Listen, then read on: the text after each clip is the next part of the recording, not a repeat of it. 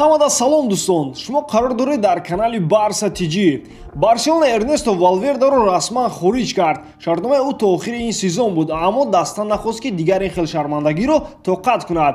Ба хабари Sport Yes, Валверде аз рӯбарияти Барса хафа шудааст барои оне ки ояндаи ӯро аз пушти ӯ ҳал карданд. Биёед акнун гап мезанем дар бораи хурсандӣ. Бар ивази Валверде мутахассиси 61-сола Кике Сетьен омад. Дар бораи ӯ мо ҳозир дар ин видео гап мезанем. Дӯстон, чӣ хеле ки шумо медонед додани ман аз канали Майдон ТГ канали Реал ТГ шудааст ва бо як видео ва якчанд рекламаҳо наздик аст ки аз канали Барса ТГ подписчикош зиёд шавад. Аз шумо хоҳиш мекунам ки ин корро намонед ва то тавонои худ ин каналро реклама кунед, то ин ки Барселона мисли ҳарвақта аз Реал боло бошад. Пешакӣ раҳмат. Акнун сар мекунем. Энрике Сетьен Салер, ки бисёртар бо номи Кике Сетьен машҳур аст. ӯ бо Барса 2,5-сола шартнома баст бо хоҳиши дар ҳар як сезон қатъ намудани шартнома. Бетиси Сетьен стили бозиаш дар он буд ки тӯбро ҳамавақт идора мекарданд. Тирамоҳи соли 2017 Бетиси Сетьен Реалро бо ҳисоби 1-0 шикаст дод. Сентябри соли 2018 бошад, дар Ла Лига рекорди нави идоракунии тӯбро гузошт. онҳо бар зидди Леганес 82% тӯбро идора карданд. Дар моҳи ноябри соли 2018 Бетис дар Камп-Ноу Барселонаи Валвердеро бо ҳисоби 4-3 мағлуб сохт. моҳи майи соли 2019 боз Реалро бо ҳисоби 2-1 шикаст дод. Сетьен философияи бозии худро дорад. Паси кӯтоҳ ин роҳи ғолибият аст. ӯ як вақт гуфта буд ки хушбахтона ки мухлисони дигар барои паси кӯтоҳ бо дарвозабон ҷиддӣ назар намегиранд. ин хел бозиҳоро идора мекунанд. тӯбро ба тарафи майдони рақиб меёрӣ, ҳатто агар барои ин паси бисёр лозим шавад. бо ин хел додани пасҳо мо ҳамавақт дар ҷустуҷӯи шанс мешавем ки дар маҷмӯъ метавонем гол занем. ӯ ин хел философияро дар вақти футболбоз буданаш дар Расинг омӯхта буд, вақте ки дастаи ӯ бо Барселонаи Кройф бозӣ дошт. дар он бозӣ ӯ 90 дақиқа танҳо аз пушти тӯб медавид ва дар ҳайрат монд. баъдан ман ба худ гуфтам, ин аҷоиб аст. ман мехоҳам як қисми ин хел даста шавам ва бисёртар мехоҳам фаҳмам чӣ хел онҳо ин корро мекунанд, чӣ хел даста ҳамавақт тӯбро идора мекунад ва рақибро дар тӯли бозӣ медавонад.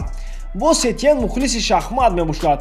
ӯ бо Карякин, Крамкин ва Каспар бозӣ кардааст. ӯ боз як интервюи калон дода буд ки шахматро бо футбол баробар кард. ин бозиҳо монандӣ доранд. чӣ қадаре ки шумо маркази майдон ва тахтаро назорат кунед, ҳамон қадар эҳтимолияти ғолиб шудан пайдо мешавад. бозӣ кардан бо шахмат маро нишон дод ки чӣ хел футболро таҳлил кардан мумкин аст, ки ин чизро ман пеш намедонистам. муҳим аст пешакӣ донистан ки баъди чанд дақиқа чӣ рух медиҳад, на ин ки фикри худро танҳо дар вазъияти айни ҳол дар тахта гирӣ. Сетьен ба хиёлам хело хушбахт мешавад ки бо Месси ҳамкорӣ мекунад. баъди бозии моҳи март ки Месси ба Бетис 2 гол аз зарбаи ҷаримавӣ зад, мухлисони Бетис барои Лео қарсак заданд. Сетьен ӯро бозингари заргарӣ ном кард. ба ман хело реаксияи мухлисонам маъқул шуд. онҳо голи футболбози бузургро баҳо доданд ки дар айни ҳол мо шикаст хӯрдем. дар ҳақиқат мон аз бозиҳои ӯ ҳаловат мебарем. ман ин хел футболбозро ба мисли Месси дар таърихи футбол надидам. ӯ аллакай бо ин хел уровен 10 сол мешавад ки бозӣ мекунад. намедонам оё Пеле ин хел устувор буд ё ин ки не. аз Бетис Сетьенро барои натиҷаҳои безе дар дуюм даври чемпионат хориҷ карданд. ин қарорро дар моҳи март ва апрел бароварданд ки дар он вақт даста 3 ғолибият, 3 мусовӣ ва 8 мағлубият дошт. сезонро даста бо ғолибият ба Реал ба анҷом расонид ки ин чиз аллакай дери баъд шуда буд. дар сезони гузашта дар Ла Лига Бетис дар 6-ум ҷо қарор гирифт. онҳо сезони гузашта то плей-оффи Лигаи Аврупо ва полуфинали Кубоки Шоҳона рафтанд. Сетьен Барсаро ҳозир қабул кард ки даста дар 1-ум ҷо қарор дорад. аз ростӣ даста дар 1-ум давр 40 хол дорад. ин бадтарин натиҷа дар 11 соли охир мебошад. дар Лигаи Чемпионҳо даста аз гурӯҳи F аз 1-ум ҷо баромад. дӯстон, шумо чӣ фикр доред дар бораи Кике Сетьен? фикри шуморо дар комментария интизорам. Барселонаро дӯст доред ва канали Барса ТГ-ро дастгирӣ кунед. дастгирии шумо пешравии мо. бо шумо буд Муҳаммад Гаилов. хай дар паноҳи Аллоҳ.